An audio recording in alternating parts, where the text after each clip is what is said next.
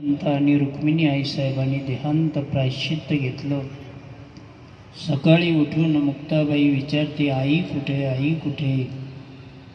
सोपान काका म्हणतात, आई कुठे?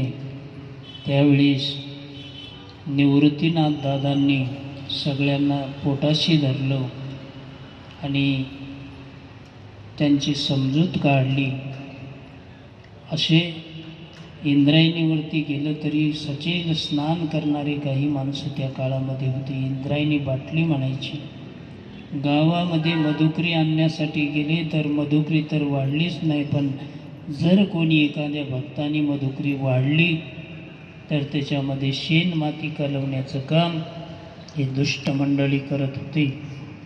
पण एवढा जरी छळ त्या आळंदीकरांनी केला पण तरी बी त्यांचा पाठीराखा देव होता आणि त्यांचा सांभाळ भोजलिंग काकाने केला. मंदिरामध्ये जर तुम्ही कधी गेला माऊलीच्या तर सुरुवातीला आपण जातो, हैबतराव बाबाचं दर्शन घेतो आणि हैबतराव बाबापासून पुढे आले की शांती ब्रह्म एकनाथ महाराजाचा पार आहे आणि तिथं दर्शन घेतल्यानंतर जी दोन मंदिरं लागतात डाव्या बाजूला ती भोजलिंग काकाची आहे. लहानपणी या चारी भावंडाचा सांभाळ भोजलिंग काकाने केलेला आहे. म्हणून या ज्ञानेश्वर महाराजांचा जीवनामध्ये एवढा जरी त्रास त्यांना झाला संतांना, तरी त्यांनी समाजासाठी एवढे मोठे अनमोल ग्रंथ आपल्यासाठी करून ठेवले. ज्ञानेश्वरी असेल, चांगदेव 65 असेल, अमृतानुभव असेल, हरिपाठ असेल, असे ग्रंथ संपदा ज्ञानेश्वर महाराजांनी आपल्यासाठी करून ठेवली. नवे नवे ज्ञानेश्वर महाराजाच्या संगतीमध्ये जो रेडा आला, रेडा आपण दरवर्षी तुम्हाला सांगत असतो, रेडाला काही बुद्धी नसते.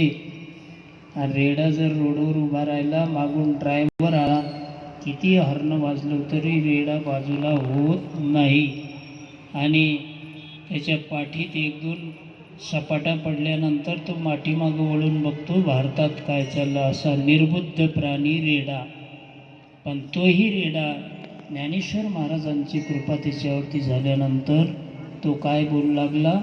वेद बोलू लागला. आणि अशा रेड्याची समाधी आहे कुठं?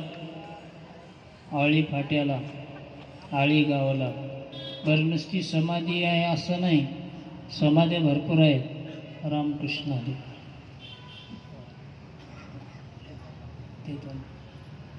समाधीच आहे असं नाही.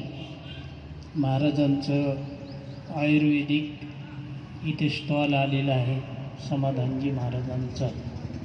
दरवर्षी ते दत्ताश्रमामध्ये आपल्या भाऊंचे असतात. आज आपल्या गजानन बाबाच्या दरबारात